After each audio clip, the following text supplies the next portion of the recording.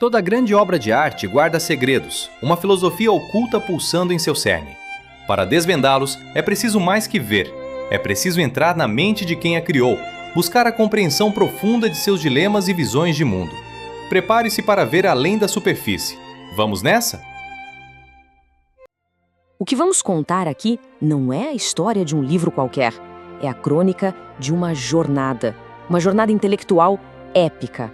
A busca de um homem, René Descartes, por uma única verdade, uma que fosse inabalável, no mundo que era pura incerteza. Uma aventura da mente que mudou para sempre o nosso jeito de pensar. E essa jornada começa com uma pergunta, uma daquelas que viram o mundo de cabeça para baixo.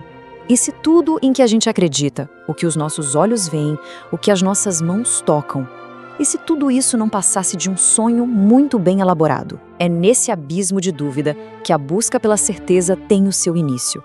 Descartes vivia num mundo onde o conhecimento parecia frágil. Ele olhava para as bibliotecas, lotadas de filosofia, de ciência, e o que ele via eram contradições, teorias construídas sobre areia. Essa insatisfação profunda com as verdades que ele herdou foi seu chamado para a aventura. Ele precisava encontrar um terreno firme. E para encontrar esse terreno, ele tomou uma decisão radical. Em vez de ficar remendando o prédio antigo do conhecimento, ele decidiu demolir tudo.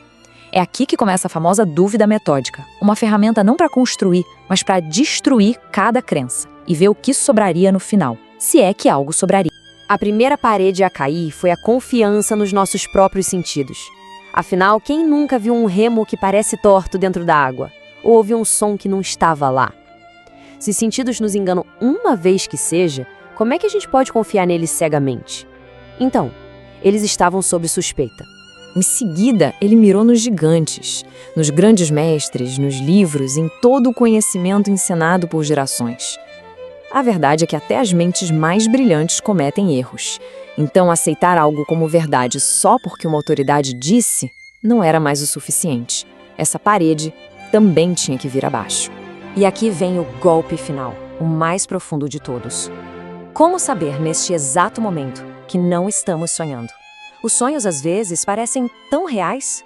Se não existe uma marca, um sinal claro que separa o sonho da realidade, então toda a nossa experiência do mundo pode ser uma grande ilusão. Com isso, a demolição estava completa. Tente imaginar a cena. A mente de Descartes é um campo de ruínas. Todas as crenças foram postas abaixo. A realidade lá fora, a autoridade dos livros, os próprios sentidos. Não há mais nada em que se apoiar. Nesse silêncio, nesse vazio absoluto, que certeza poderia sobreviver a um ataque tão implacável? E foi ali, no fundo do abismo, que uma luz surgiu. Uma verdade tão poderosa, mas tão poderosa, que a própria dúvida só a fortalecia.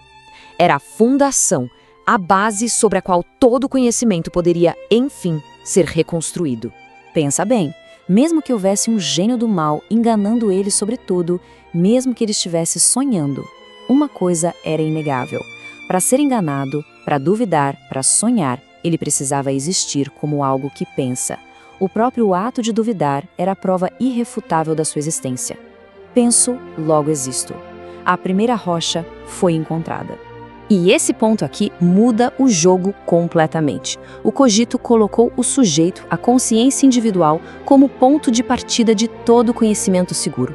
Não mais os deuses, não mais os textos antigos, mas a própria razão humana se tornava o alicerce de tudo. A filosofia nunca mais seria a mesma. Com o chão firme para pisar, a jornada mudou de rumo. A demolição tinha acabado. Agora era a hora de reconstruir. E para isso, Descartes precisava de ferramentas, de um método claro e confiável para erguer um novo edifício de conhecimento. Um que jamais pudesse desmoronar. Só que aí surgiu um novo desafio. Um desafio monumental. A certeza de que existia uma mente pensando estava garantida. Mas e todo o resto? E a cadeira, a mesa, o céu lá fora? Tudo isso ainda podia ser só uma ilusão projetada na mente dele. Como é que se constrói a ponte entre a certeza interior e a realidade do mundo?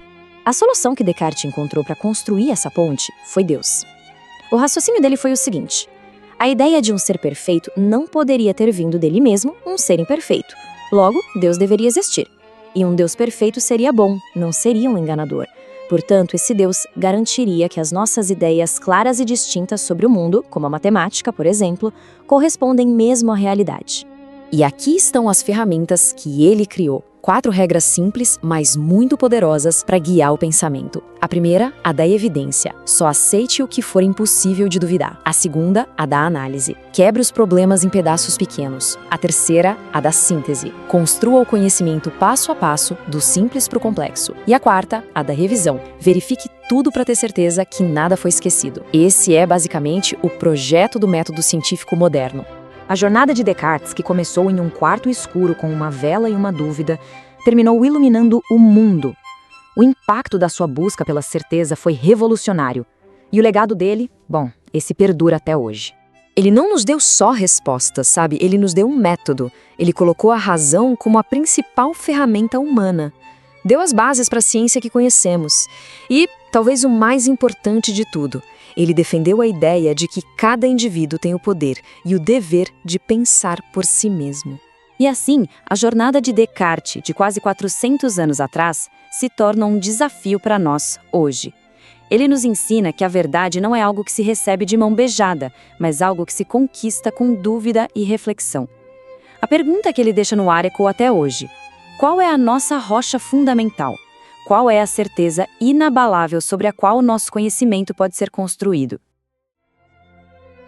E assim, mais uma vez, mergulhamos nas profundezas de uma obra, não apenas para apreciá-la, mas para desvendar a questão filosófica que pulsa em seu cerne. Se você também anseia por essa visão que transcende o óbvio, por mergulhos filosóficos que expandem a mente, então inscreva-se no canal e ative o sininho. Assim, você não perderá nossas próximas análises e juntos continuaremos a desvendar os significados ocultos que a arte nos oferece. Até a próxima!